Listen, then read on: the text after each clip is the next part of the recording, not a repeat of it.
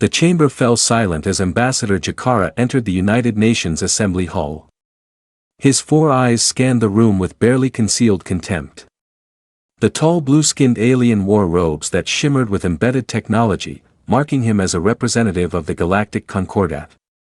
Behind him, holographic displays flickered to life, showing an armada of 10,000 warships hovering just beyond Earth's moon. Humans of Earth, Jakara's voice boomed through translation devices embedded in every seat. You have been found in violation of the Treaty of Contained Expansion. Your colonies spread too far, too fast. Your military developments violate protocols established for civilized species. The Concordat Council has deliberated. You will surrender immediately. Marcus Chen sat in the front row, his face carefully neutral. As Earth's primary ambassador to alien species, he had spent 5 years studying the Concordat's history, their wars, their methods. He knew what came next. Jakara continued, you will dismantle your military installations. You will accept Concordat oversight of all technological development. Your colonies beyond the inner system will be evacuated. These terms are not negotiable. You have 72 hours to comply. Refuse and your cities will burn. The delegates erupted in angry shouts. Some called for defiance. Others begged for negotiation. Jakara watched with the patience of a predator that knew its prey had nowhere to run. In his experience, primitive species always surrendered. They lacked the courage to face annihilation. Marcus stood slowly. Ambassador Jakara, we request the full 72 hours to consider your terms and present them to our global government. Jakara's translator stuttered, confused. Consider? There is nothing to consider. You will comply or die. This is the way of civilized space. Nevertheless, Marcus said calmly, we request the time you have offered. The alien's 4 eyes narrowed. Something felt wrong. Humans should be panicking, begging, offering immediate surrender. Instead, this one stood with quiet confidence. Still, the Concordat fleet was overwhelming. Very well, Jakara said finally. 3 of your planetary rotations. Then we return for your answer. As the alien delegation departed, Marcus remained standing until the chamber doors sealed. Then he activated his secure comm device. Admiral Volkov, this is Chen. The clock is running. The preparation. 40,000 kilometers above Earth inside a hollowed-out asteroid that had been towed into high orbit decades ago, Admiral Elena Volkov watched the Concordat fleet through tactical displays. Her silver hair was pulled back tight, her dark eyes calculating distances and firing solutions. 72 hours, she said to her command staff. They gave us exactly what we needed. Her second-in-command, Captain James Morrison, looked uncertain. Our defensive platforms are well hidden, but we only have 1,200 vessels ready for combat. The math doesn't favor us. Elena smiled, a cold expression that never reached her eyes. Captain, you're thinking like they think. The Concordat has fought the same way for 1,000 years. Overwhelming force. Psychological dominance. Species that surrender before the first shot is fired. They've forgotten how to fight an enemy that bites back. She pulled up a star chart. 50 years ago, when the Concordat made first contact, what did we tell them about ourselves? That we were peaceful explorers, Morrison answered. That we wanted friendship and trade. And we did want those things, Elena said. But we also learned from history. Every species the Concordat encountered either submitted or was destroyed. So while our diplomats smiled and signed treaties, our engineers worked in secret. We studied their ships, their weapons, their tactics. We learned their weaknesses. She tapped a control and the holographic display changed. The moon rotated slowly. Then its surface split apart in the simulation. Thousands of warships emerged from beneath the regolith. Morrison's eyes widened. Luna Base. But that would mean we've been hollowing out the moon for 47 years. Confirmed, Elena said. While the Concordat thought we were mining for resources, we were building the largest hidden shipyard in human history. Right now, 6,000 ships are waiting in Luna's underground hangars. Another 4,000 are scattered through the asteroid belt, powered down and hidden. When Jakara returns in 72 hours, he's going to learn that humans don't kneel. She turned to her communications officer. Send the activation code. Protocol Black Midnight is now in effect. I want all ships at battle stations in 60 hours. We need time for crews to board and final system checks. Yes, Admiral. As the officer sent the encrypted signal across the solar system, Elena walked to the observation window. Earth hung below, blue and beautiful. She had been born in Moscow, lived through the first alien contact, watched humanity transform from scattered nations into a united species. But unity came with a price. The military buildup had been kept secret from most civilians. Underground factories on Mars, automated construction facilities in the Kuiper Belt, conscription hidden as colonial worker programs. They had built an armada in the shadows, knowing this day would come. Captain Morrison, she said quietly. Do you know why I chose Black Midnight as the protocol name?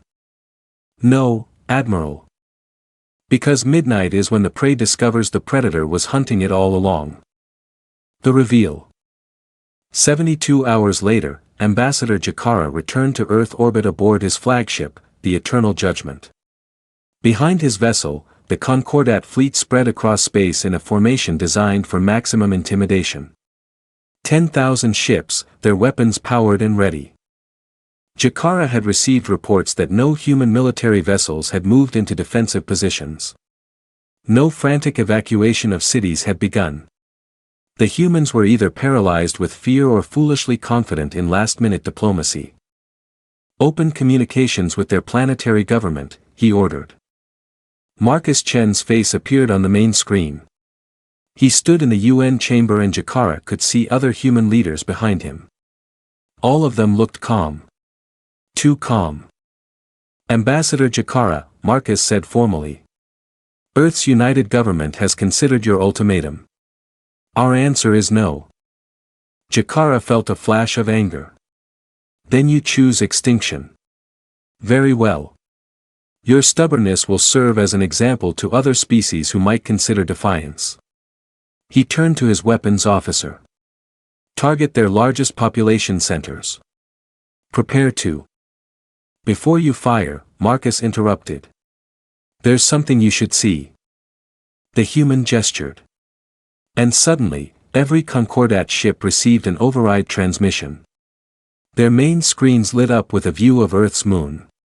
Jakara watched in confusion as the lunar surface began to crack. Massive fault lines spread across Mare Tranquillitatis, Oceanus Procellarum, and dozens of other regions. Then, impossibly, sections of the moon's surface lifted away. What is this? Jakara whispered. This, Marcus said, is what we've been building while you thought we were primitive and harmless. The moon opened like a flower, its surface splitting into massive petals of stone and regolith. From beneath emerged ships, not hundreds, thousands.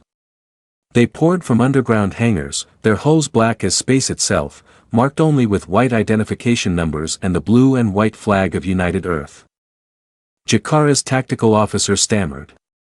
Sir, I'm counting. 3,000, 4,000. They're still launching, sir.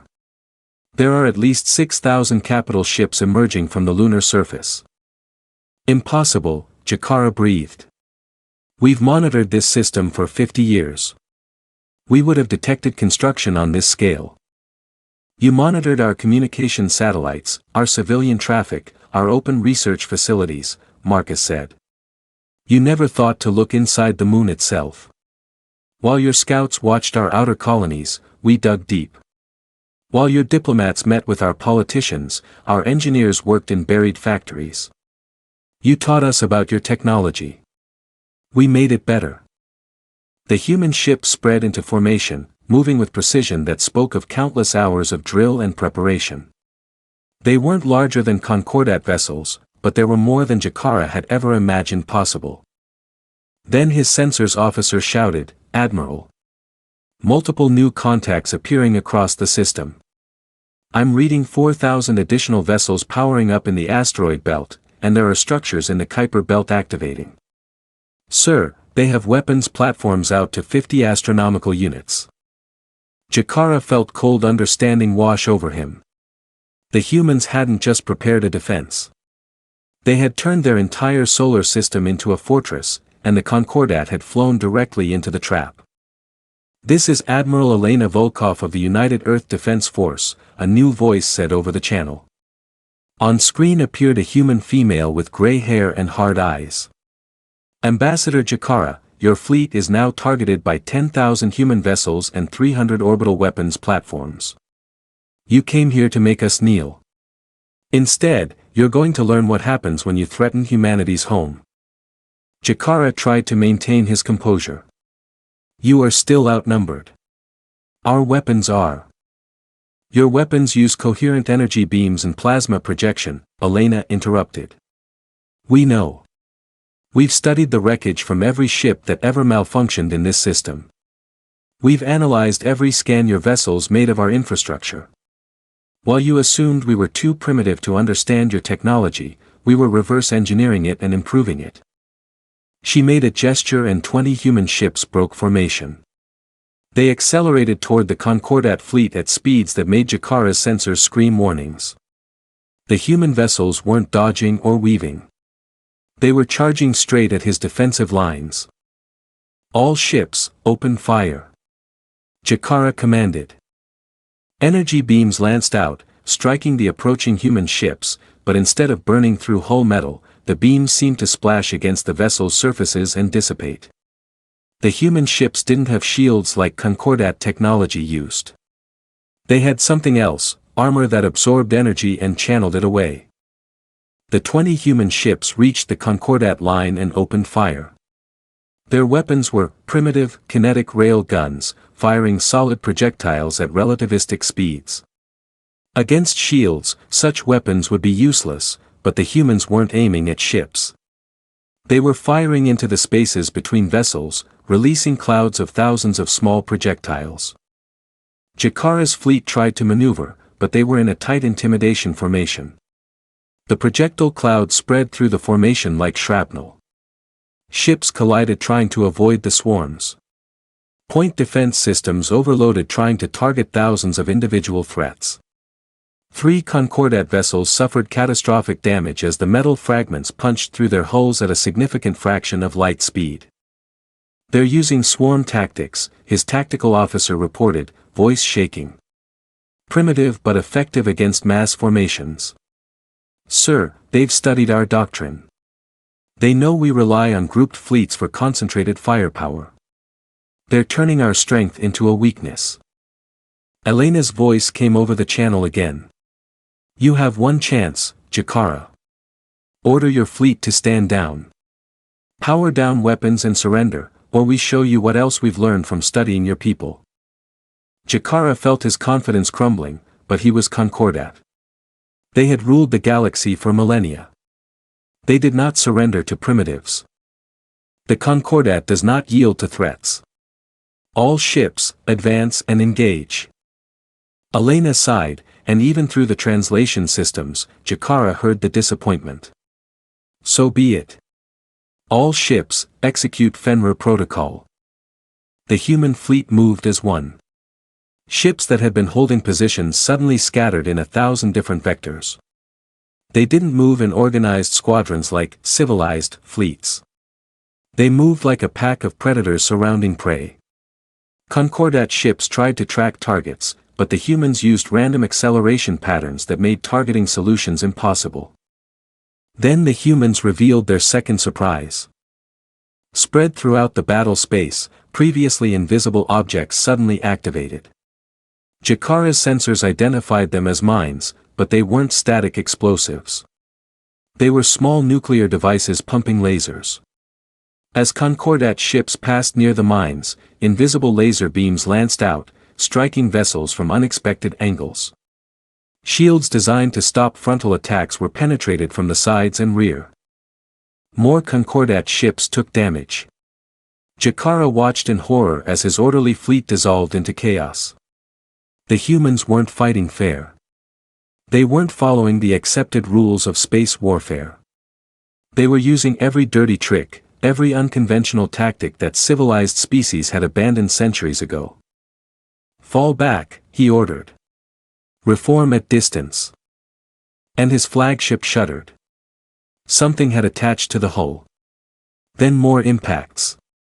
His tactical display showed dozens of small objects magnetically clamping onto the Eternal Judgment's surface. "What are those?" he demanded. "Unknown, sir. They appear to be some kind of boarding pods, but they're too small for." The lights flickered. Jakara's command screen went dark, then rebooted with human text scrolling across it. "What's happening?" "Sir, they're hacking our systems. The boarding pods contain AI-guided cyber warfare packages. They've breached our network security and they're downloading our fleet coordination protocols." Jakara felt true fear for the first time in his long military career. These humans didn't just fight with weapons. They fought with information warfare, with psychological tactics, with weapons that civilized species had deemed too cruel or dishonorable to use. Elena's face appeared on his screen again, superimposed over his own ship's tactical data. "Ambassador Jakara, your fleet coordination is compromised. We now have access to your command network. We can see every order you give before your ships receive it. Your fleet is blind, and we are inside your head." Jakara looked at his tactical display. In just 30 minutes of combat, he had lost 200 ships, not destroyed, but damaged severely enough to be combat ineffective. His fleet was in disarray, and the humans had barely taken any casualties. "How?" he asked quietly. "How did you prepare for this?" "We've been monitoring you since first contact." Marcus Chen reappeared on screen beside Admiral Volkov. "Because we're human, Ambassador.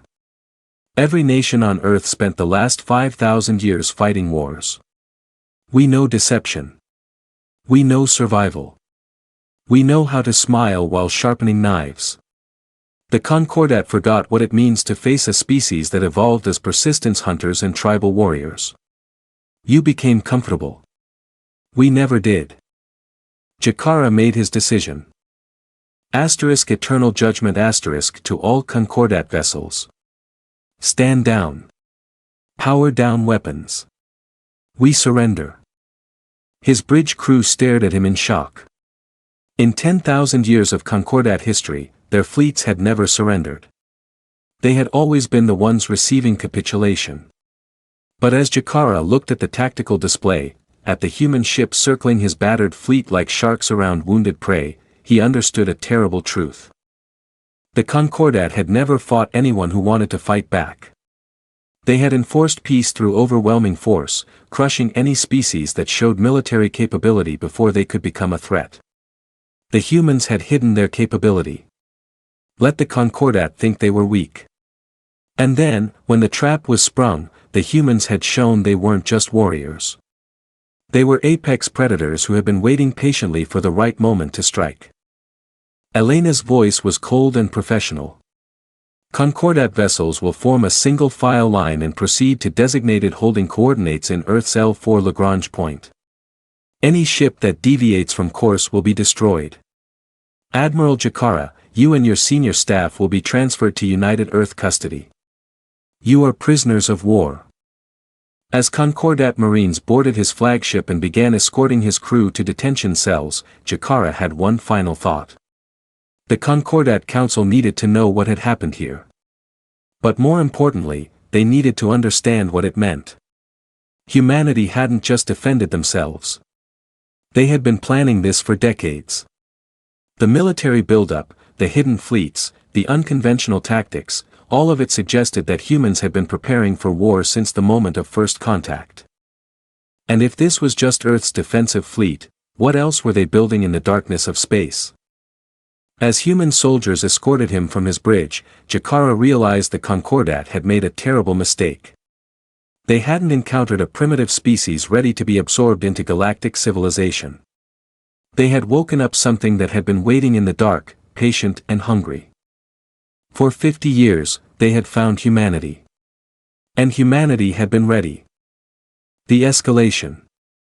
The Concordat Council chamber existed in a space station orbiting the capital world of Zenther Prime, 400 light-years from Earth. The council consisted of representatives from the 70 most powerful species in the Concordat. Though in truth, only 12 species held real power. The rest were client states, vassals who voted as they were told.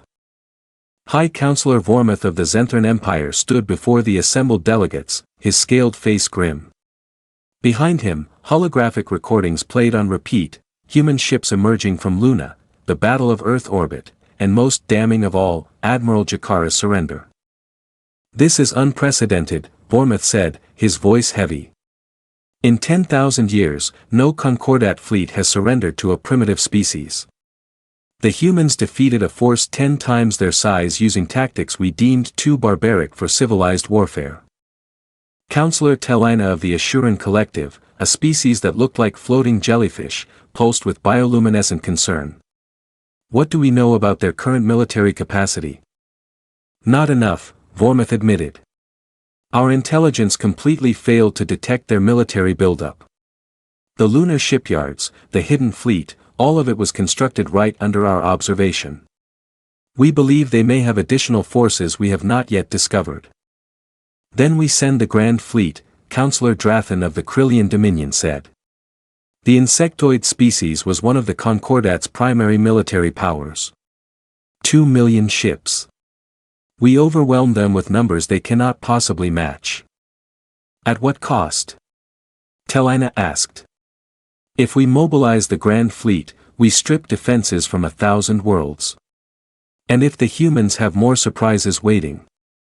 They are one system." Drathan's mandibles clicked in anger. "One primitive world that got lucky. We will crush them and use their ashes as a lesson to any other species that considers defiance." Vormuth nodded slowly. "Very well. The council votes now. All in favor of mobilizing the Grand Fleet for the extermination of humanity." Every council member voted yes. Even Telina. Despite her reservations, the decision was made. Humanity would be erased from existence. 3 months after the Battle of Earth, Captain Sarah Okafor stood on the bridge of the UED Defiant, a heavy cruiser on patrol near the Proxima Centauri colonies. She was reviewing reports from the Intelligence Division when the tactical officer interrupted. "Captain, we're receiving a tight beam transmission from Earth Command. Priority Alpha." Sarah's pulse quickened. Priority Alpha meant fleet-wide mobilization. "Put it through." Admiral Volkov appeared on screen, and Sarah saw the exhaustion in her commander's eyes. Elena had been working non-stop since the battle, coordinating Earth's defenses and processing intelligence from captured Concordat ships. "Captain Okafor, we've decrypted communication logs from Jakara's flagship. The Concordat Council has authorized deployment of their Grand Fleet. 2 million vessels are being assembled and will arrive in Sol System within 6 months. Sarah felt her stomach drop. "Admiral, we have 10,000 ships. Even with our tactical advantages. We're not going to fight them in Sol System," Elena interrupted. "We're going to hit them before they arrive. New orders are being transmitted now. The Defiant is assigned to strike Force Valkyrie. You'll be attacking Concordat military infrastructure across a 50 light-year sphere.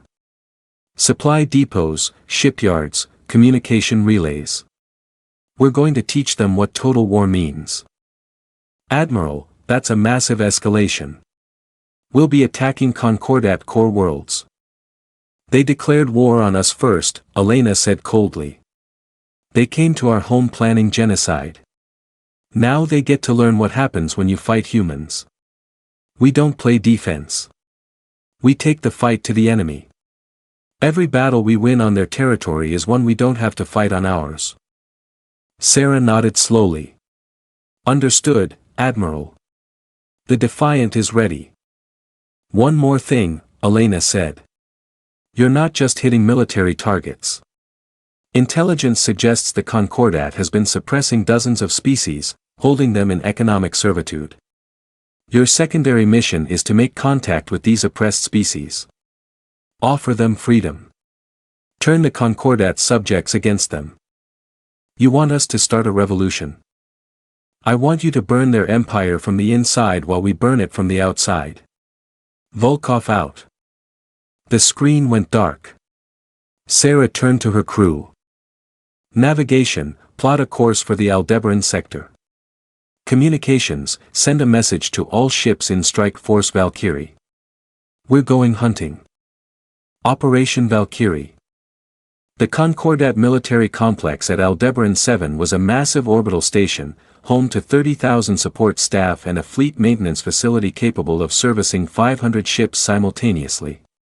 It had stood for 3 centuries without ever facing attack. The Concordat's military doctrine was entirely offensive. They had never needed to defend their infrastructure. That changed when Sarah Okafor arrived with 50 human ships. The attack began at 0400 local station time. The human fleet dropped out of faster-than-light travel at the edge of the system, far beyond normal detection range. They spent 6 hours analyzing the station's defenses, identifying patrol patterns and weapon placements. Then Strike Force Valkyrie split into 3 groups and accelerated to attack speed. Station Commander Greto first became aware of the attack when alarms started screaming. His tactical display showed human ships appearing across the system, moving at velocities that should have burned out their engines. They weren't following standard approach vectors. They were coming from multiple angles simultaneously. All defensive platforms, open fire. Scramble the garrison fleet. Greto ordered. The station's automated defenses activated, energy weapons tracking the incoming human vessels. But the humans had learned from the Battle of Earth. Their ships didn't try to dodge. They used their energy-absorbing armor to shrug off hits that would have crippled Concordat vessels. The garrison fleet, 200 ships, launched from their docking bays and moved to intercept. They formed a defensive wall between the station and the attacking humans. It was textbook Concordat tactics: present a unified front, concentrate firepower, overwhelm the enemy. Sarah watched from the Defiant's bridge as the Concordat ships formed up. They're doing exactly what we expected. Helm, execute Serpent maneuver. The human fleet suddenly split, individual ships breaking formation and accelerating on random vectors. Some dove below the plane of battle, others climbed above it. A dozen ships charged straight at the Concordat line, drawing fire, while the rest circled around the flanks. Greto tried to maintain formation, but human ships were faster and more maneuverable than his vessels.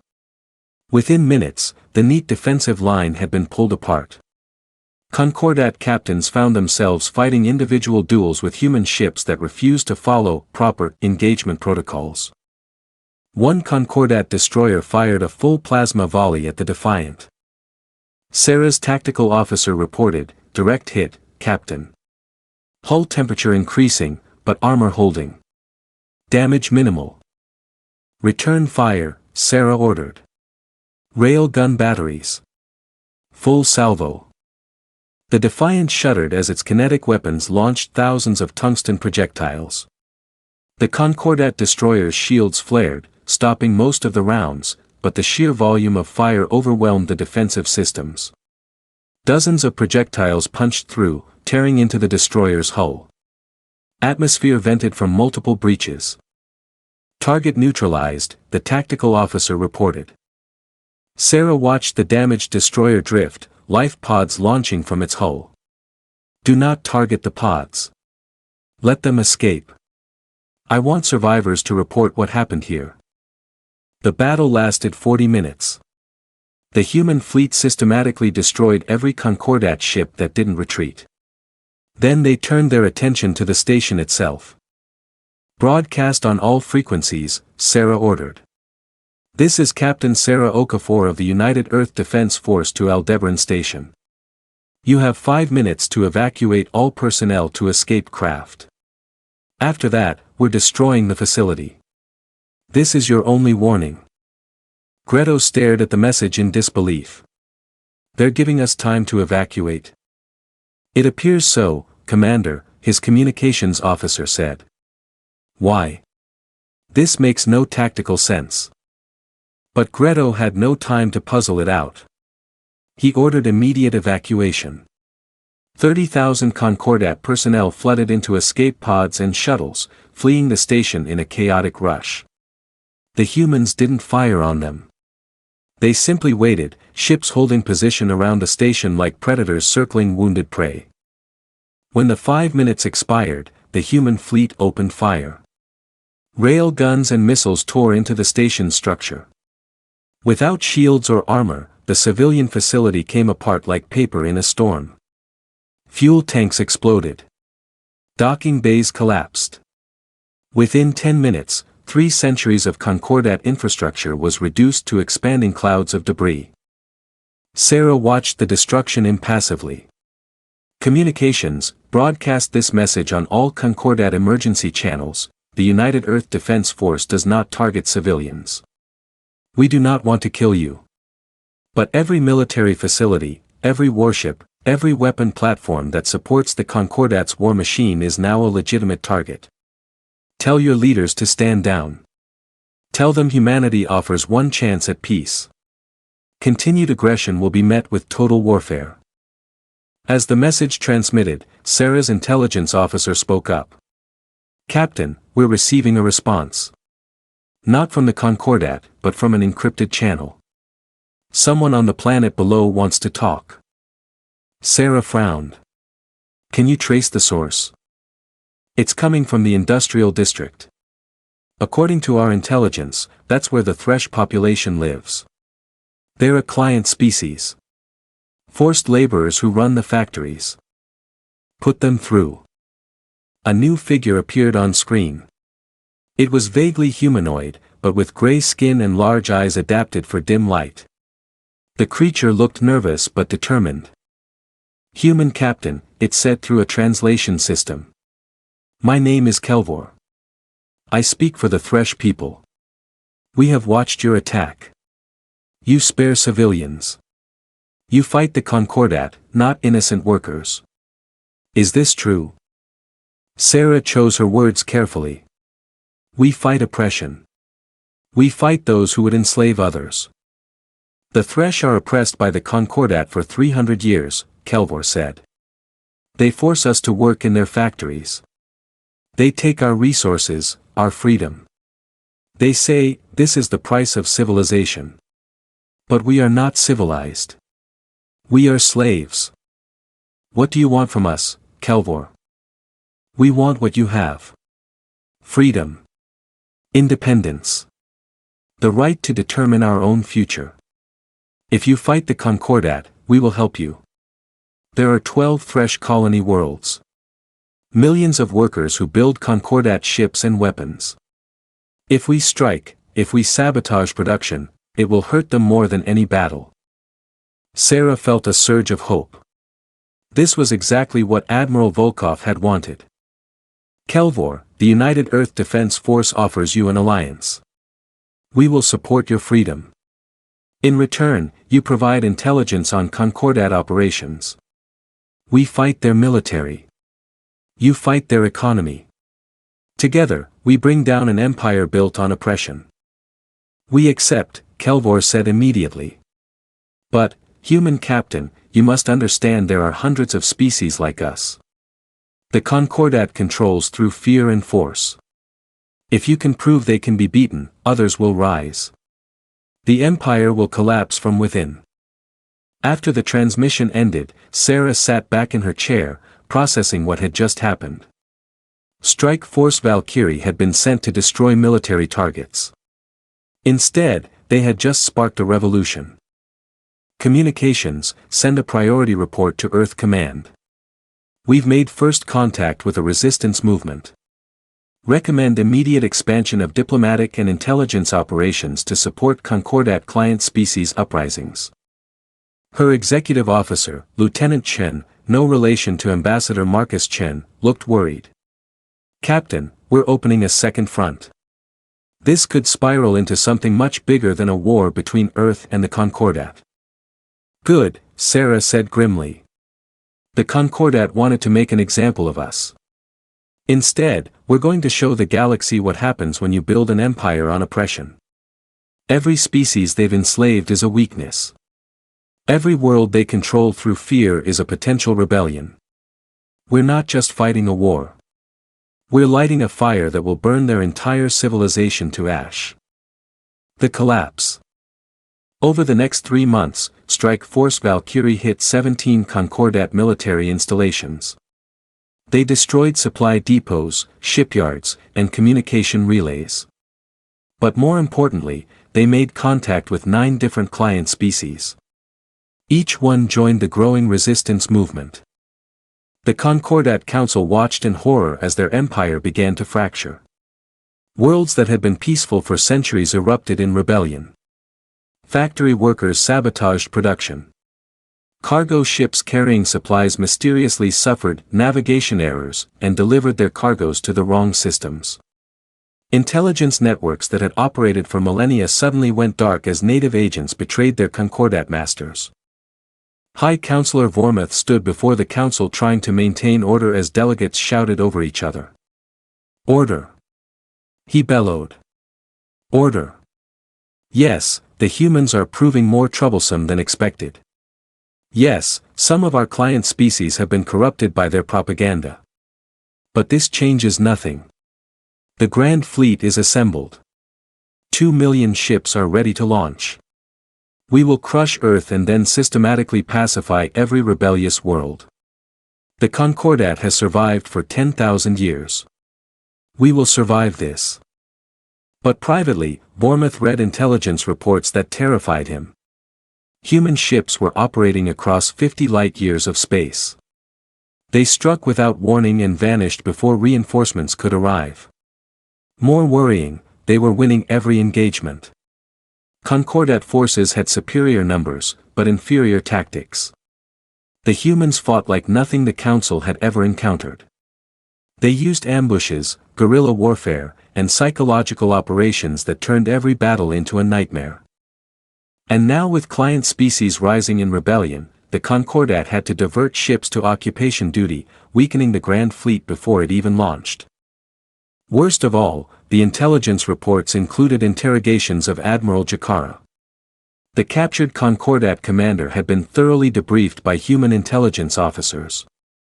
What he told them chilled Vormuth to his core. According to Jakara, the humans had specifically asked about Concordat decision-making procedures.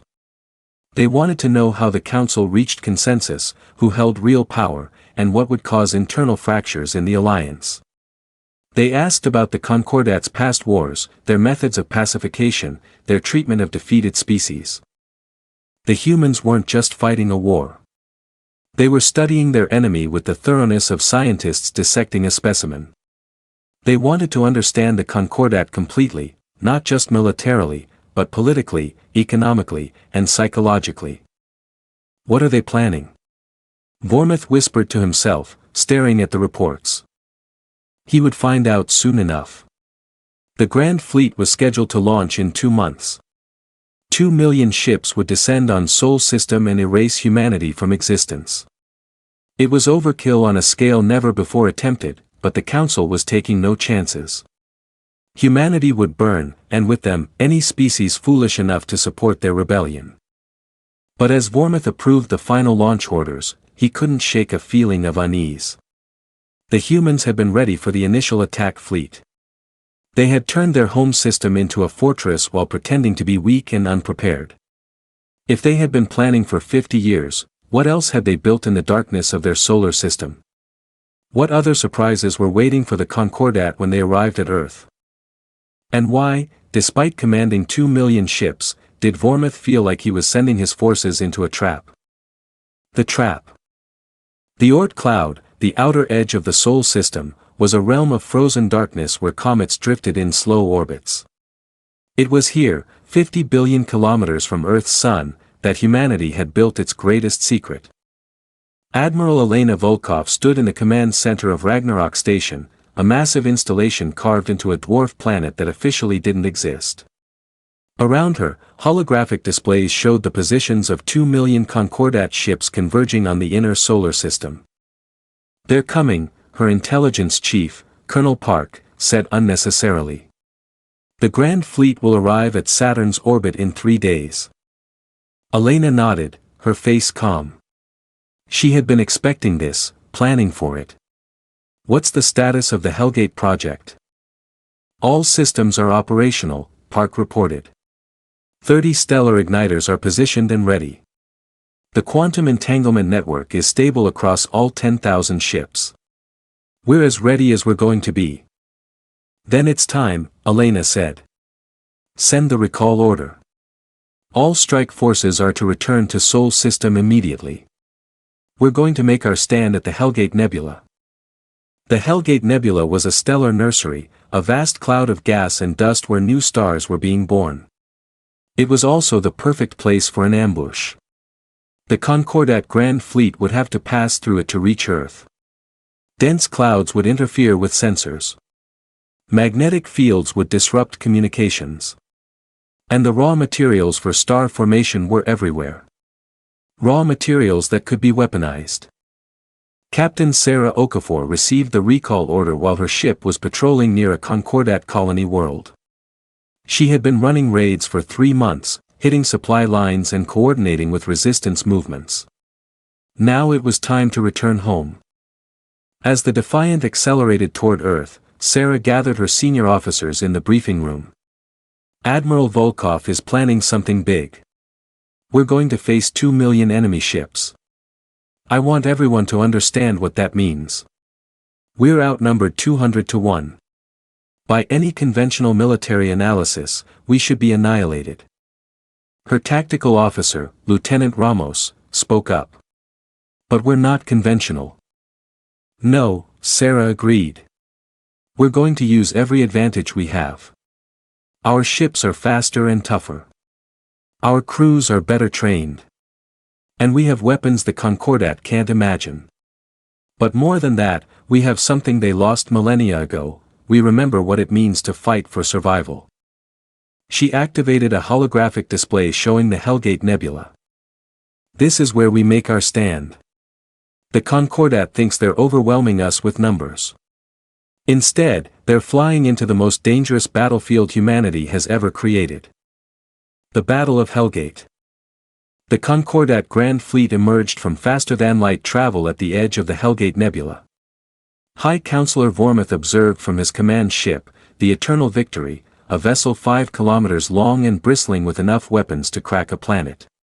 Around him, 2 million ships formed up in a formation so vast it took hours for the fleet to fully organize. Every major Concordat species had contributed forces: the Xantherians, the Krillians, the Asurans, and 70 other species. This wasn't just a military operation.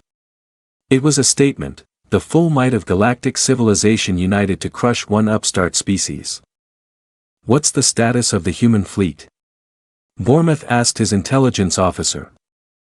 "We're detecting approximately 10,000 human vessels positioned within the nebula, sir. They're using the gas clouds for cover, but we have their general location. They're outnumbered and cornered." Vormuth allowed himself a moment of satisfaction. "Then we finish this. All ships, advance into the nebula. Weapons free.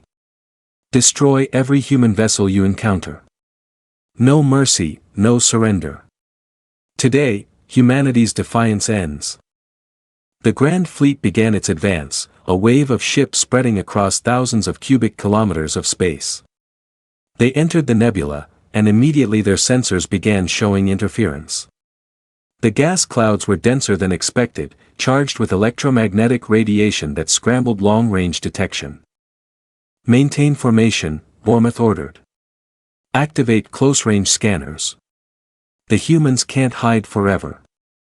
What Vormuth didn't know was that the humans weren't hiding. They were preparing. Elena watched from Ragnarok Station as the Concordat fleet entered the nebula. They took the bait. Tactical, activate Phase 1. Let's show them what happens when you fight humans on a battlefield we designed. Throughout the nebula, objects that had been drifting in the gas clouds suddenly came to life. They were called stellar igniters, devices that humanity had spent 5 years developing. Each igniter was essentially a specialized nuclear weapon designed to trigger fusion reactions in hydrogen-rich environments. The Hellgate Nebula was the perfect target. It was filled with dense clouds of hydrogen, the raw fuel of stars. All it needed was a spark. The igniters activated simultaneously. 30 points of nuclear fire burst into existence across the nebula. The nuclear explosions triggered chain reactions in the hydrogen clouds. What had been cold gas suddenly became searingly hot plasma. Temperatures soared to millions of degrees. The nebula began to burn. Vormuth stared in horror as his tactical display lit up with alerts. What's happening? Sir, the nebula is undergoing spontaneous fusion reactions. Multiple regions are reaching stellar temperatures. That's impossible. Nebulae don't just ignite. Sir, it's not natural. The humans are weaponizing the nebula itself. They're creating artificial stars throughout the fleet formation. Thousands of Concordat ships found themselves suddenly surrounded by expanding spheres of plasma. Ships without sufficient heat shielding were incinerated instantly. Others scrambled to retreat, colliding with each other in the chaos. The neat formation dissolved into pandemonium as captains tried desperately to escape the burning gas clouds. Then the human fleet struck. 10,000 ships emerged from their hiding positions, attacking from multiple vectors simultaneously. They moved through the burning nebula with confidence. Their sensors adapted to operate in the extreme conditions. They had practiced in these environments for months. Sarah Okafor brought the Defiant screaming out of a gas cloud, weapons blazing. Her target was a Concordat battle group trying to reform defensive positions. All batteries, fire at will. Target their command ships. Sow confusion. The human fleet didn't try to hold territory or maintain formation. They attacked like wolves harrying a much larger prey animal, striking at weak points and then vanishing back into the nebula. Concordat ships tried to return fire, but hit empty space more often than targets. This is madness. Vormuth shouted as his fleet took horrific casualties. They're destroying star systems to win a battle. What kind of species does this? A desperate one, his tactical officer replied. Or one that values victory over everything else. But Vormuth realized it was worse than that. The humans weren't desperate. They were confident. They had lured 2 million ships into a death trap and sprung it with perfect timing. This wasn't the action of a species fighting for survival. This was the action of apex predators who had chosen their killing ground carefully. All ships, retreat from the nebula. Vormuth ordered. Reform outside the... His communications officer interrupted. Sir, we're receiving a transmission. It's broadcasting on all frequencies from the humans. Put it through. Admiral Elena Volkov appeared on every screen in every Concordat ship. Behind her, the stars burned. High Counselor Vormuth. This is Admiral Volkov of United Earth Defense Force. You came here with 2 million ships to exterminate my species. I want you to understand what you're facing. Humanity doesn't surrender. We don't kneel. And when you threaten our home, we don't just fight back. We show you exactly what we're capable of. She gestured, and the view changed to show the burning nebula. Concordat ships fleeing through walls of plasma. You thought you knew warfare. You don't. For 10,000 years, your Concordat has enforced peace by crushing anyone who might challenge you. You've forgotten what real war looks like.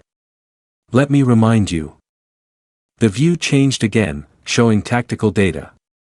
Our ships are linked through quantum entanglement, meaning we have instantaneous fleet coordination.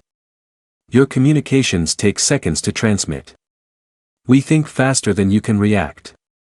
Our armor is designed to absorb your weapons. Our tactics are designed to exploit your doctrine. And our willingness to weaponize entire star systems means we'll always have the advantage on any battlefield we choose. Vormith felt cold dread settling in his chest. Already he had lost over 100,000 ships, with more dying every minute. The Grand Fleet was supposed to be invincible. Instead, it was being slaughtered. But here's what you need to understand, Vormith, Elena continued. This isn't just a military defeat. We've been coordinating with resistance movements across your empire. Right now, on 300 worlds, your client species are rising in rebellion. Your supply lines are being sabotaged. Your subject peoples are learning that the Concordat can be beaten. Every ship you lose here is a symbol of your weakness. Every world that breaks free is a crack in your empire. She leaned forward, her eyes hard. You wanted to make an example of Earth. Congratulations. You succeeded. Now every oppressed species in the galaxy knows that the mighty Concordat can be defeated by one determined world. You've shown them that your empire is built on fear. And fear only works until someone refuses to be afraid. Vormith found his voice. You're destroying yourselves along with us. The resources you're expending on this war will bankrupt your world. Even if you win this battle, you'll be vulnerable to the next threat. That's where you're wrong, Elena said. We're not vulnerable. We're prepared. While you were building an empire, we were building a military-industrial complex that can sustain warfare indefinitely. Our entire economy has been geared toward this conflict for 50 years. We have factories on Mars, asteroid mines throughout the belt, automated construction facilities in the Kuiper belt, producing ships faster than you can destroy them. This isn't our last stand, Vormith. This is just the beginning. She made a gesture, and throughout the nebula, more stellar igniters activated. New regions of gas began to burn. Concordat ships that thought they had escaped found themselves facing walls of nuclear fire. You have one chance to survive this battle, Elena said. Order your fleet to stand down and surrender. We will accept your capitulation and begin negotiations for a permanent peace. Or you can continue fighting and watch your grand fleet burn. Choose now. Vormith looked at his tactical display. He had lost 300,000 ships. At the current rate of attrition, his fleet would be combat ineffective within hours. The humans were systematically destroying the largest military force ever assembled in galactic history. But surrender was unthinkable. The Concordat had never surrendered.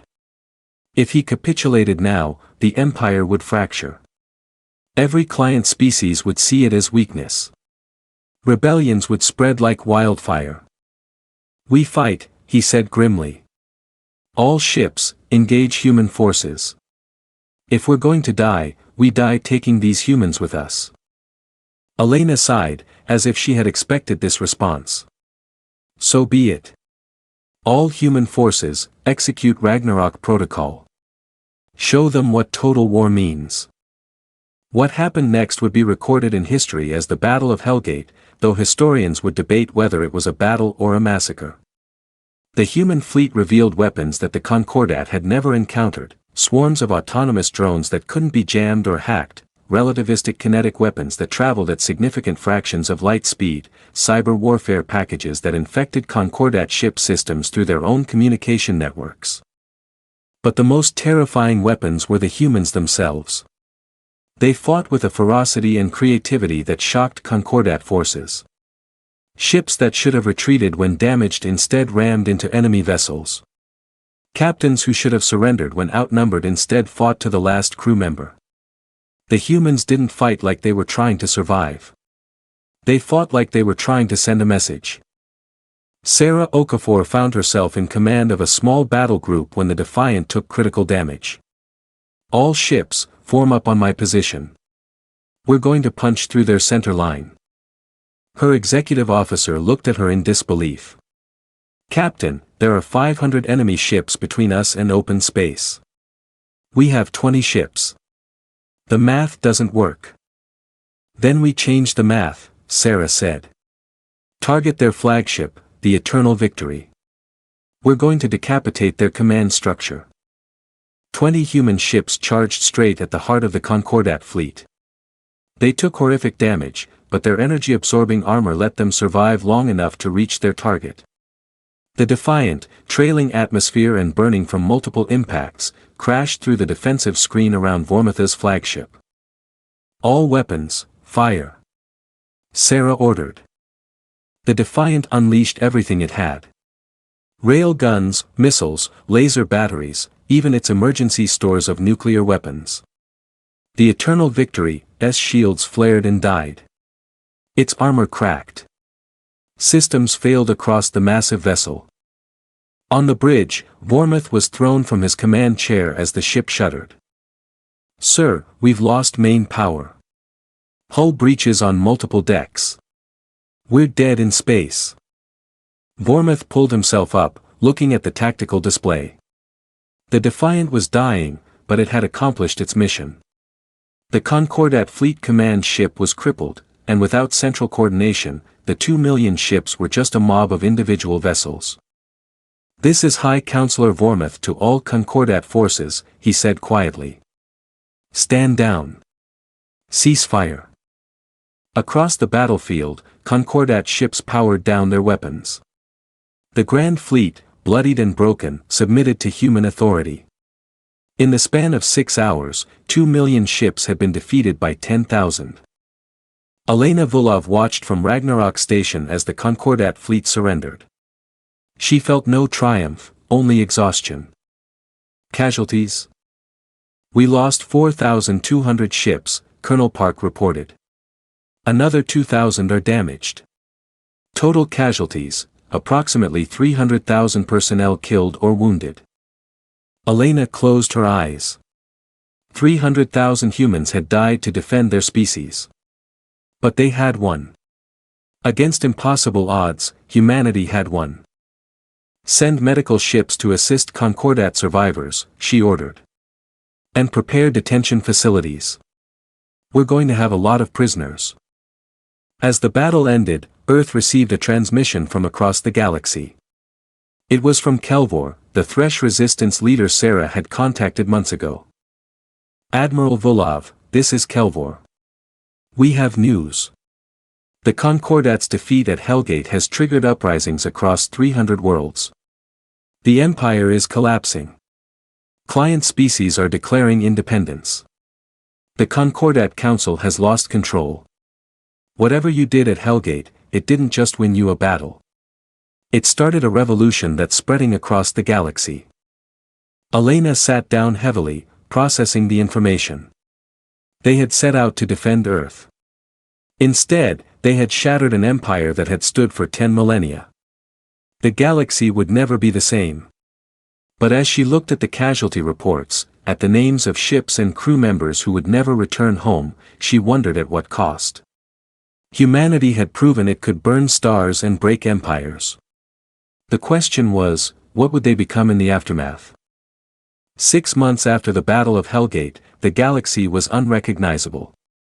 The Concordat Council, once the supreme authority over 800 species, now controlled fewer than 100 worlds. Rebellions had swept through their empire like wildfire. Species that had been oppressed for centuries took their chance at freedom, and many succeeded. But freedom created chaos.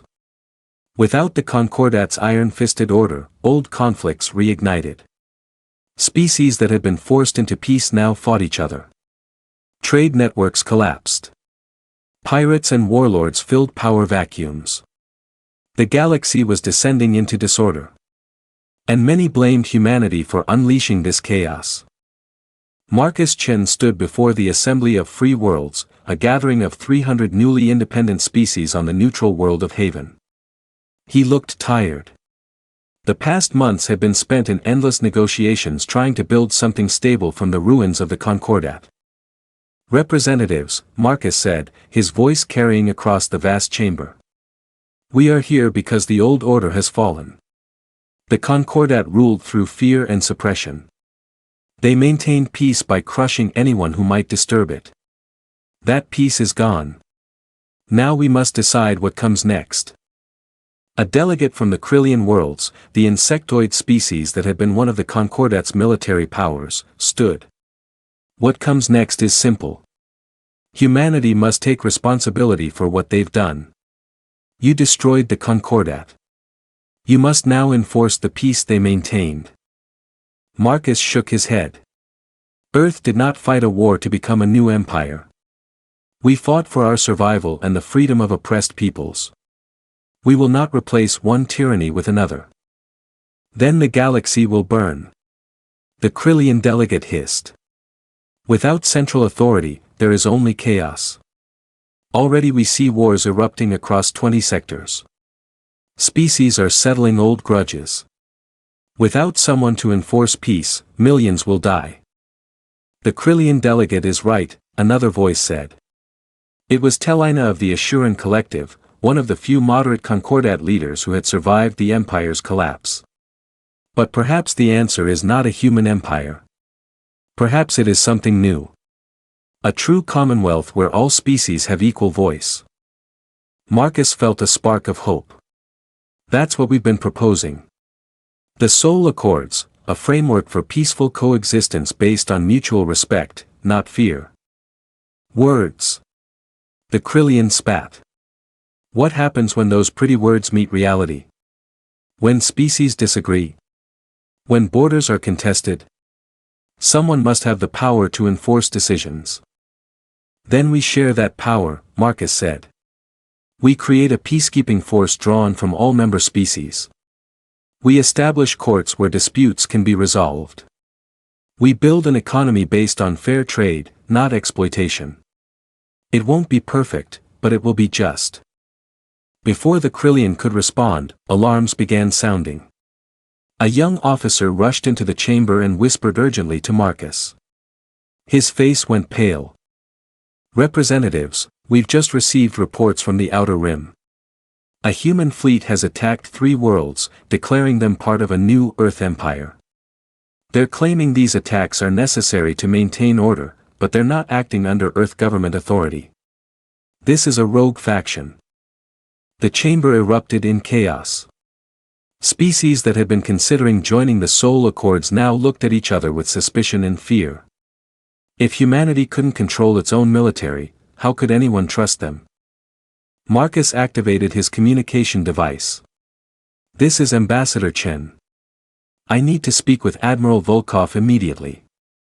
Elena sat in her office on Ragnarok Station, now converted from a military base to a diplomatic facility. She looked at the intelligence report spread across her desk, and her jaw tightened in anger.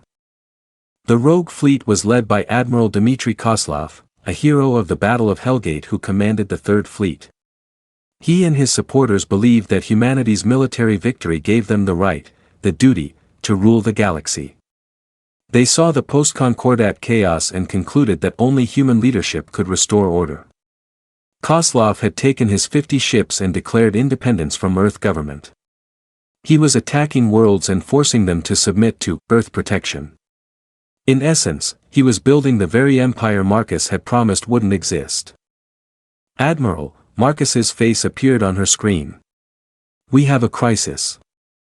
You need to stop Koslov before he destroys everything we've built. I'm already preparing a response fleet, Elena said grimly. But Marcus, this is bigger than one rogue admiral. There's a movement within our military. Officers who think we won the war, so we should rule the peace. They see the chaos out there and think strong leadership, our leadership, is the answer. That's exactly what the Concordat thought, Marcus said. They justified tyranny as necessary for peace. If we follow that path, we become what we fought against. I know, Elena said. That's why I'm going personally. I'm taking the fleet to intercept Koslov. And I'm bringing every piece of evidence we have about the Concordat's atrocities. He needs to see what happens when you believe the ends justify the means. 3 days later, Elena's fleet emerged from faster-than-light travel near the planet Theos, one of the worlds Koslov had conquered. His ships held orbit above the planet, weapons trained on population centers. The message was clear: submit or be destroyed. Admiral Koslov appeared on Elena's communication screen. He was a tall man with a scarred face and cold eyes. Admiral Volkov. I wondered when Earth would send someone to interfere. Interfere? Elena's voice was ice. Dmitri, you've committed acts of war against independent worlds. You've violated every principle we fought for. Stand down immediately. I'm doing what's necessary, Koslov said. Look at the galaxy, Elena. Without the Concordat, it's chaos. Species are slaughtering each other. Trade has collapsed. Millions are dying. Someone needs to restore order. And humanity is the only species strong enough to do it. By becoming the next Concordat? Elena asked. By ruling through fear and force. By being realistic, Koslov snapped. You can play diplomat all you want. But the galaxy respects one thing: power. We proved at Hellgate that we're the apex predators of this galaxy. Now we use that power to create the peace everyone claims to want. Elena brought up a holographic display. I want to show you something. This is from the Concordat archives we captured. Do you know how the Concordat started? Koslov looked impatient. They unified their region through military conquest. I know the history. Do you know why? Elena asked. 10,000 years ago, the Xantherian Empire faced exactly what we're facing now. Their region of space was chaotic. Species fought constantly. So the Xantherians decided to enforce peace. They told themselves it was temporary. Just until order was restored. Just until everyone learned to cooperate. She pulled up images of destroyed worlds. But once they had power, they never gave it up. Every species that might challenge them was preemptively crushed. Every world that wanted independence was labeled a threat. They told themselves they were maintaining peace, but really they were just maintaining their own dominance. 10,000 years later, they had become the monsters they set out to stop. I'm not a monster, Koslov said, but his voice wavered slightly. Neither were they at first, Elena said quietly. They were pragmatists who thought they were doing the right thing, just like you. But power corrupts, Dmitri. We've seen it throughout human history. Good people who convince themselves that oppression is justified if it's for a good cause. We fought the Concordat because we refused to kneel. Now you're asking other species to kneel to us. Can't you see the hypocrisy? I see a galaxy dying, Koslov said. And I see the power to save it being wasted on idealistic nonsense. Then you've forgotten what we're fighting for, Elena said. Stand down, Dmitri. That's an order from your commanding officer and from Earth government. Return to Sol System and face trial or I'll be forced to stop you. Koslov laughed bitterly. You'll fight me? Your own people. You'd rather see humans kill humans than let me bring order to chaos? Yes, Elena said simply. Because if we don't stop you, we prove that humanity can't be trusted with power. We prove that every species that fears us is right to do so. We become the thing we hate. For a long moment, Koslov was silent. Then he shook his head. I'm sorry, Elena. I respect you, but I can't stand by and watch the galaxy burn when I have the power to stop it. If you want to stop me, you'll have to come through me. The screen went dark. Elena closed her eyes, feeling the weight of command crushing down on her. She was about to order human ships to fire on other human ships. It was the nightmare scenario she had dreaded since the war began. All ships, she said quietly. This is Admiral Volkov. We are engaging Admiral Koslov's fleet. I know many of you served with those crews. I know this feels wrong. But we cannot allow a military coup to succeed.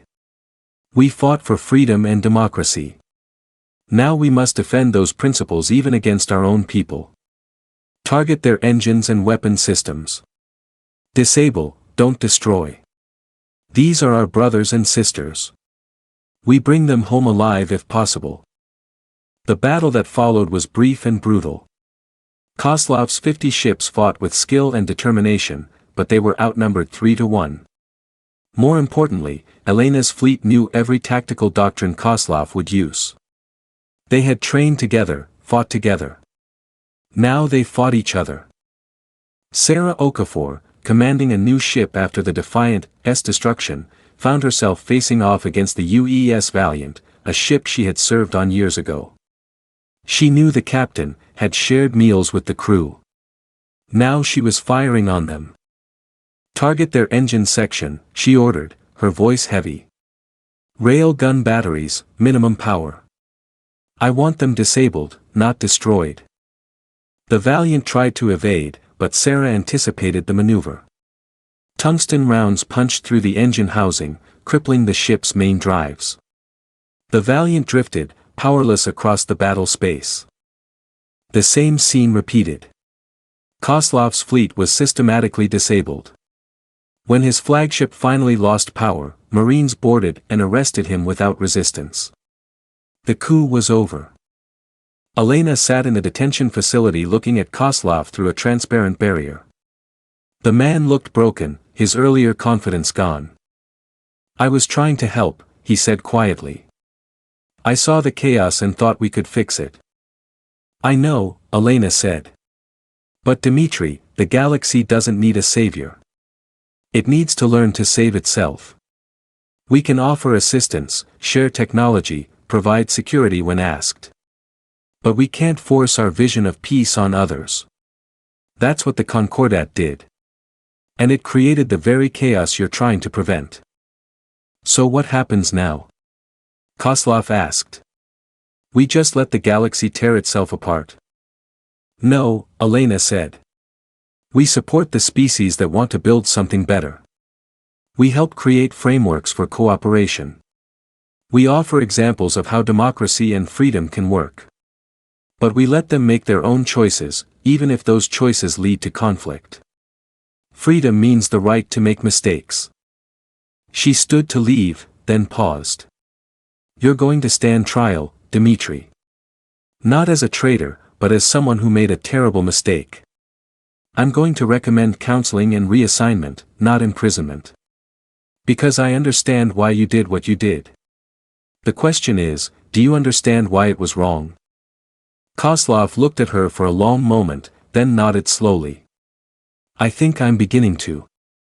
3 months later, the trial of High Counselor Vormuth and the surviving Concordat leadership began on Haven. It was broadcast across the galaxy with representatives from hundreds of species attending.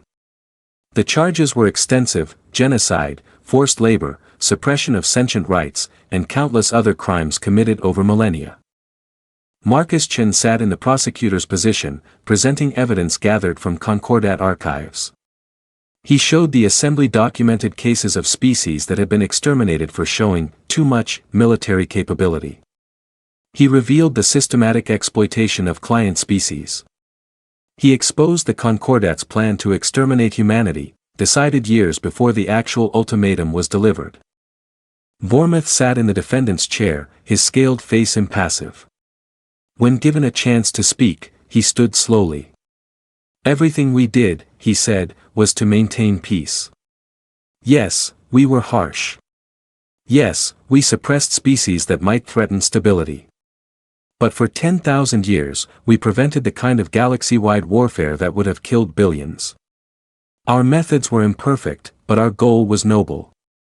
Noble? A voice called from the gallery. It was Kelvor, the resistance leader. You enslaved my people for 3 centuries and called it noble. You stole our resources, our freedom, our dignity. You call that peace? We call it order, Vormuth said. And without it, look what happened. The moment we fell, wars erupted everywhere. Billions have died in the chaos since Hellgate. How many of those deaths are on humanity's conscience?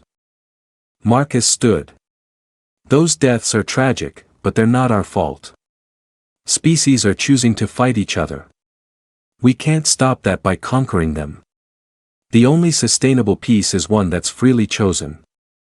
Then you condemn the galaxy to endless war, Vormouth said. Because species will always find reasons to fight. The strong will dominate the weak. That is nature.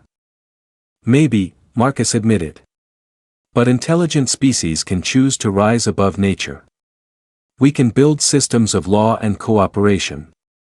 It won't be perfect. There will still be conflicts.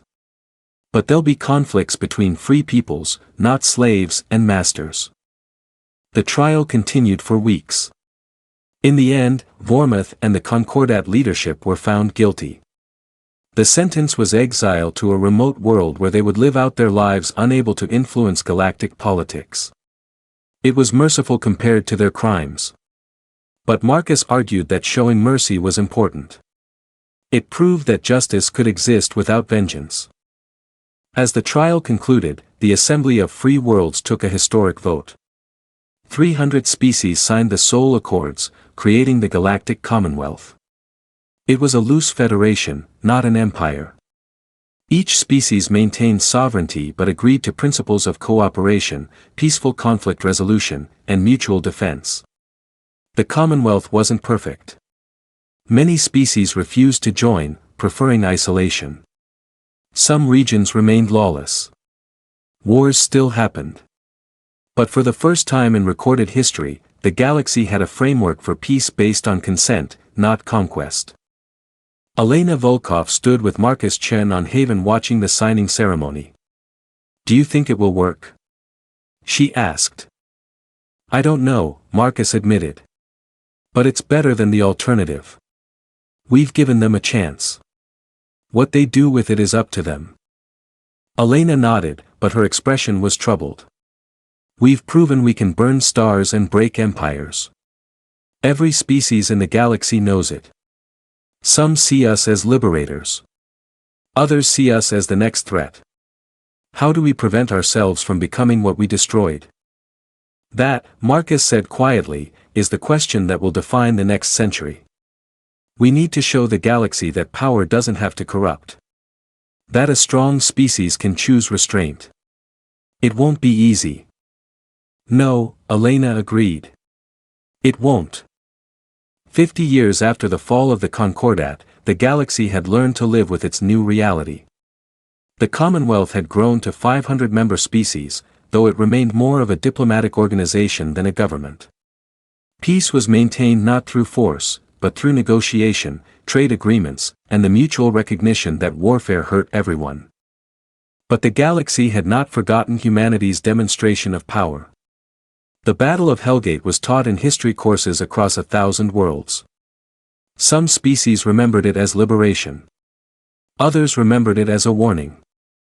Admiral Elena Volkov had long since retired. She lived in a small house overlooking Lake Geneva where the United Earth government had its headquarters. Her hair was fully white now, her face lined with years of difficult decisions. But her eyes remained sharp and she still advised the government on military matters. She sat on her porch watching the sunset when a young officer arrived. He wore the uniform of the Remembrance Fleet, the peacekeeping force Earth maintained. It was much smaller than the wartime armada, but still the most powerful military in known space. "Admiral Volkov," the officer said, saluting. "I'm Lieutenant Commander Zhang. I was hoping I could ask you some questions for a history project." Elena smiled. "I'm not an admiral anymore, young man. Just an old woman. But sit, ask your questions." Zhang pulled out a recording device. "I've been researching the war and its aftermath. There's one thing I don't understand. After Hellgate, Earth could have ruled the galaxy. We had the military power and the moral authority. Why did we choose to step back?" Elena was quiet for a moment, gathering her thoughts. "Because we remembered why we fought. Not for conquest, but for freedom. If we had seized power, we would have become the next Concordat, creating the same problems we thought we were solving. But wouldn't a human-led galaxy be more peaceful? Jiang asked. We could prevent wars, enforce fairness. At the cost of everyone else's freedom, Elena interrupted gently. Lieutenant, I've seen what happens when species believe they know what's best for everyone. The Concordat thought they were maintaining necessary order. In reality, they were maintaining their own power and calling it peace. We refuse to follow that path. Some say it was a mistake, Jiang said. There are still wars. The Commonwealth hasn't solved all problems. Of course not, Elena said. Freedom is messy. Democracy is complicated. But they're the only systems that respect the right of species to determine their own destiny. Yes, there are wars, but they're smaller than what we would have seen in a Concordat-style empire. And importantly, they're between free peoples who chose their path, not slaves obeying masters. She looked at the young officer seriously. The question you should be asking isn't why we stepped back. It's whether we can maintain that restraint. Every generation of humans will face the temptation to use our power to shape the galaxy. You'll be tested. Your children will be tested.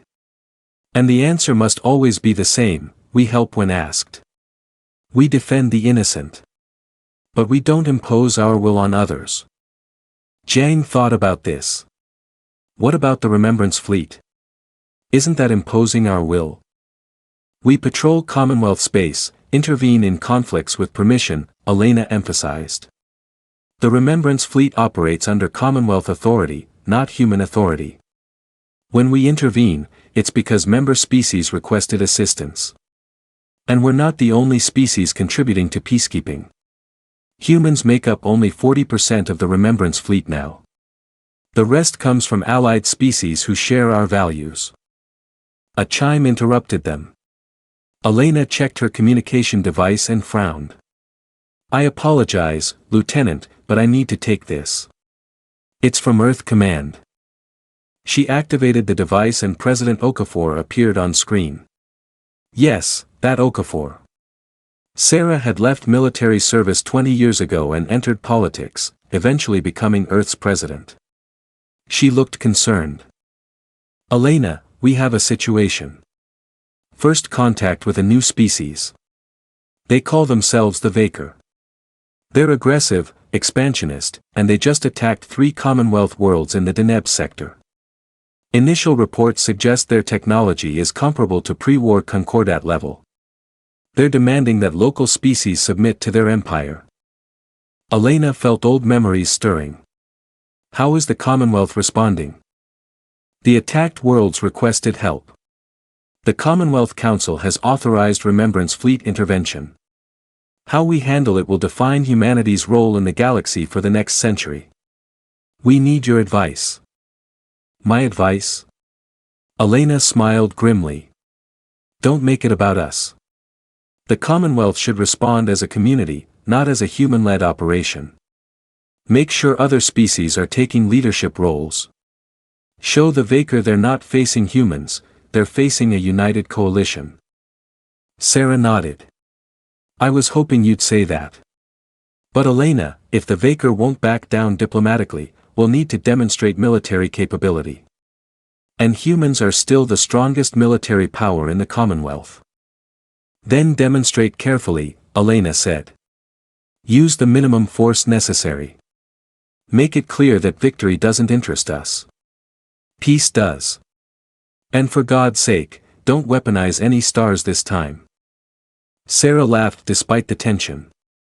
Noted. Elena, one more thing. There's a faction in Earth government arguing that this proves we need to expand our military. They say the galaxy is still dangerous and we need to be ready to defend Commonwealth members. There will always be people arguing for bigger militaries, Elena said. The question is, are we expanding to defend or to dominate? Keep the military strong enough to protect our allies, but small enough that we're not tempted to use it for conquest. It's a difficult balance. After the call ended, Lieutenant Jiang looked at Elena with new understanding. The war never really ended for you, did it? The shooting stopped, Elena said. But the struggle continues. Every day, humanity must choose what kind of species we want to be. Protector or conqueror. Partner or ruler. It's exhausting, but it's necessary. 3 months later, Marcus Chen, now serving as Commonwealth Secretary General, stood before the Vaker delegation on a neutral station.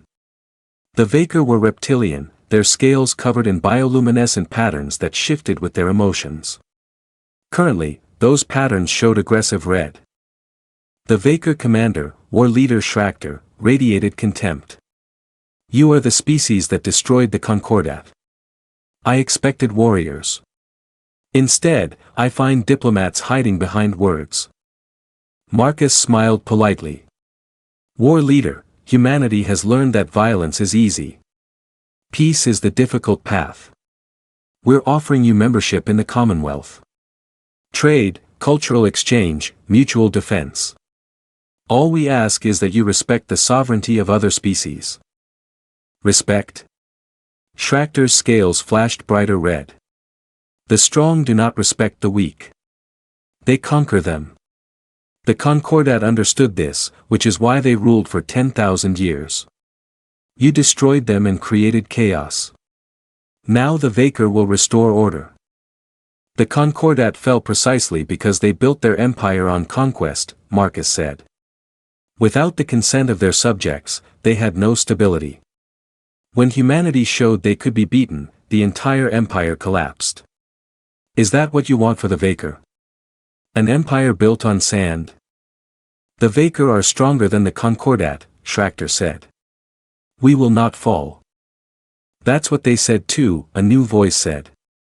Ambassador Kelvor entered the chamber, now old and gray but still influential. War leader, my people spent 3 centuries as Concordat slaves. When they fell, we gained freedom. Now you want to enslave us again. We refuse. Then you will be conquered, Schrachter said simply. Not easily, Kelvor replied. This Commonwealth you sneer at, it represents 500 species. Billions of individuals who remember what tyranny feels like and refuse to return to it. You've attacked 3 worlds.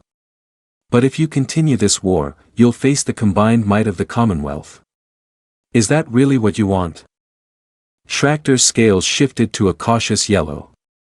The Commonwealth would fight for 3 small worlds. That's what community means, Marcus said. An attack on one is an attack on all. The Commonwealth doesn't have an empire's strength, but it has something more powerful, unity based on shared values. Values. Schrachter laughed. Values don't win wars. Weapons do. And we know you humans have the most powerful weapons in the galaxy. Values had, Marcus corrected. We disarmed significantly after the war. We keep enough military capacity to defend ourselves and assist allies, but we're not trying to dominate anyone. Then you're fools, Schrachter said. You won the right to rule the galaxy and threw it away. We won the right to live free, Marcus said. And we're offering you the same right. Join us, trade with us, learn from us. Or fight us and learn why 500 species chose cooperation over conquest. For a long moment, Schrachter stared at Marcus. Then his scales shifted to a thoughtful blue. You really believe this will work? That species can coexist without domination? It's working so far, Marcus said. Imperfectly. With setbacks and conflicts. But yes, it's working. The question is, do you want to be part of building something new or do you want to repeat history's mistakes? The negotiation continued for weeks. In the end, the Vaker agreed to a ceasefire and observer status in the Commonwealth. They didn't fully join, but they stopped their attacks and began tentative trade relationships. It wasn't a perfect resolution, but it proved that even aggressive species could be integrated into the peaceful order. But the Vaker situation revealed a problem. The Commonwealth needed a stronger collective defense. Not a human military, but a truly multi-species force capable of responding to threats. The Remembrance fleet expanded with dozens of species contributing ships and personnel. Humans provided much of the advanced technology, but leadership was shared equally. Admiral Zhang, the young lieutenant, had been promoted rapidly, now commanded a mixed-species task force. His crew included humans, Thresh, Assurans, even a few reformed Concordat species. They patrolled Commonwealth space, responding to distress calls and mediating conflicts. One day, Zhang's task force received a distress signal from an unknown ship on the edge of Commonwealth space. When they arrived, they found a vessel from a species no one had encountered before. The aliens were humanoid, but with crystalline skin that refracted light in beautiful patterns. "This is Admiral Zhang of the Commonwealth Remembrance Fleet," he broadcast. "We received your distress call. Do you require assistance?" The alien ship responded cautiously. "We are the crystalline. Our ship was damaged fleeing from raiders. We fear you are more raiders coming to finish us." "We're not raiders," Zhang said. "We're peacekeepers. We'll repair your ship and escort you to safe space. No payment required." The crystalline captain appeared on screen, looking suspicious. "Why would you help us? You don't know us. We have nothing to offer you." "Because that's what the Commonwealth does," Zhang said. "We help because it's right, not because we expect something in return. Though, if you're interested, we'd be happy to open diplomatic relations once your ship is repaired." As his engineering teams began helping the crystalline vessel, Zhang thought about his conversation with Elena Volkov 50 years ago. This was why humanity had stepped back from ruling the galaxy, so they could be this: helpers, partners, friends. Not conquerors or saviors, but one species among many working toward a common goal. The crystalline eventually joined the Commonwealth. They brought with them knowledge of advanced materials science that revolutionized ship construction across multiple species. It was a small example of how cooperation created benefits that conquest never could. On Earth, Elena Volkov celebrated her 100th birthday. Leaders from across the Commonwealth came to honor her, not as a conqueror, but as someone who had shown that power could be wielded with wisdom. At the celebration, she gave a short speech. "When I was a young officer," she said, "I believed strength meant the ability to destroy your enemies.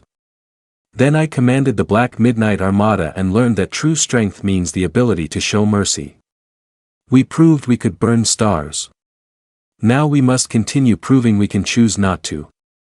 She looked around the room at the assembled species. "The galaxy you live in today is imperfect. There are still conflicts, injustices, and challenges. But it's a galaxy where 500 species cooperate as equals. Where strength doesn't automatically mean domination. Where the weak don't have to live in fear of the strong. That's not because of humanity's military might. It's because of our collective choice to build something better. 50 years ago, we faced a choice. Use our victory to build an empire or use it to build a community. We chose community. Now, every day, you all make that same choice. Choose wisely. Choose peace. Choose cooperation. And when you must use force, use it only to defend, never to conquer." She sat down to thunderous applause. Marcus Chen, sitting beside her, leaned over and whispered. "Do you think they'll remember? In another 100 years, when we're all gone, will they remember why we made these choices?" "Some will," Elena said. "Others will question them. There will always be those who think might makes right. Who believe humanity should rule because we can.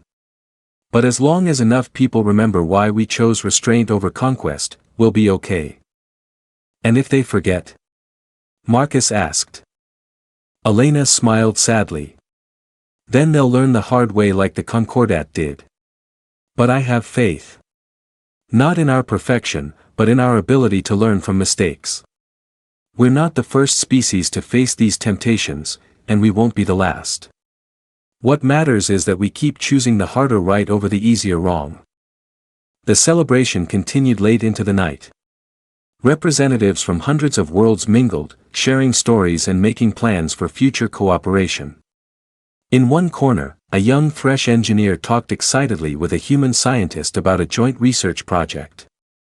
In another, a crystalline diplomat laughed at a joke told by a reformed Concordat officer.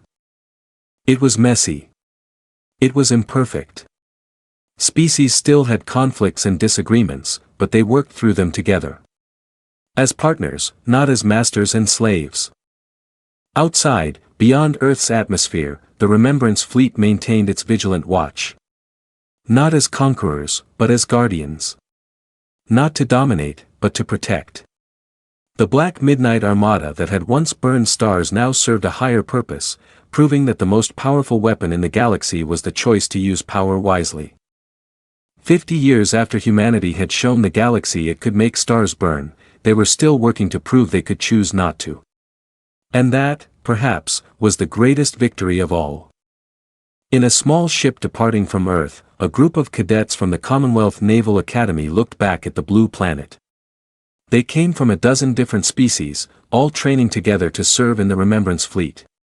One of them, a young human woman, asked her instructor a question. "Sir, I've studied the war, the Battle of Hellgate, all of it. I understand why we fought, but I don't understand why we stopped.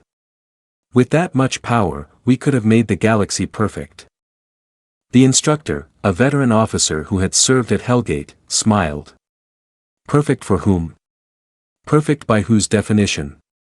The Concordat thought they were creating a perfect galaxy. Instead, they created a prison. We learned that lesson at great cost. So, we just let the galaxy be imperfect? The cadet asked. We help it become better, the instructor said. But we don't force our vision on others. We offer examples, provide assistance when asked, and defend the innocent. But we let others make their own mistakes and learn their own lessons. Because that's what freedom means. Not perfection, but the right to choose your own path. The cadet looked thoughtful. That sounds harder than just conquering everyone. It is, the instructor agreed. Much harder. But it's the only way to create lasting peace. Not through fear, but through cooperation. Not through force, but through choice. That's the legacy of Hellgate. We proved we could burn stars. Now we prove every day that we don't have to. The ship accelerated away from Earth, joining the thousands of vessels that maintained peace across the Commonwealth. Behind them, Earth's moon still bore the scars of the shipyards that had been carved into its surface. But those shipyards were now museums, monuments to a time when humanity had to fight for survival. The weapons were still there, carefully maintained, but never used. A reminder, a warning, a promise. Humanity could still burn stars if necessary. They just chose not to. And in that choice lay their greatest triumph.